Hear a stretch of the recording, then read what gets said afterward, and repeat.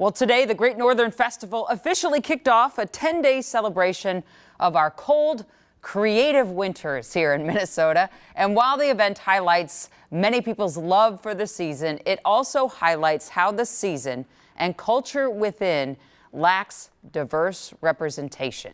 So in tonight's Lifting Voices, Carla shows us how one amazing organization is seeking to change that by truly opening the door to winter with lessons for everyone. Leave it to a trio of sisters to persist together through climes and climate, only to carve their own path. It's fun.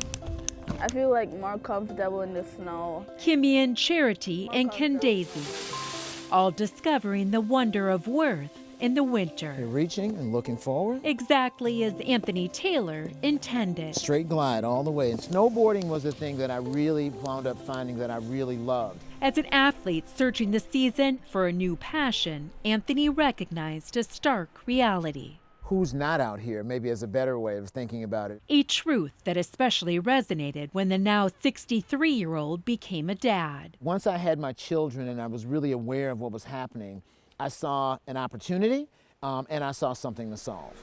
A solution starting in 2016 when Anthony co-founded Melanin in Motion. We are very focused on black and brown families. We're very focused on moderate to low-income families. We're very focused on girls and women. And by focus, Anthony means removing the challenges of travel. Through a warm invitation into public spaces where we live. Cost. We allow families to pay what they're able to pay. And lack of representation. Arm up straight, okay? So our coaches, our organizers are black, brown, and women. That makes a huge difference. And lastly, that we always are inviting families to be a part of it. The ultimate goal is building community. Forward, lean forward. Building community by blazing new trails. That's what Anthony acknowledges that Melanin in Motion's mission turns to one critical for our greater community, while we reckon with the history both long ago and recent. Space is segregated in America. No matter how we face it, it just is. In many regards, what we're doing is we are expanding young people's expectations of where they belong. And truly opening spaces, Anthony says, also opens doors. That it is changing people's relationship to nature and natural space. That ultimately, that in terms of people's well-being, the ability to build resilience, the ability to be a collaborative human being, all of these are things that you can develop by connecting to outdoors. For three sisters, their friends, their coach. A day shredding a hill may reveal the worth of winter, while giving us all hope everyone can someday soar in every season. We can make winter as part of our racial reckoning as well.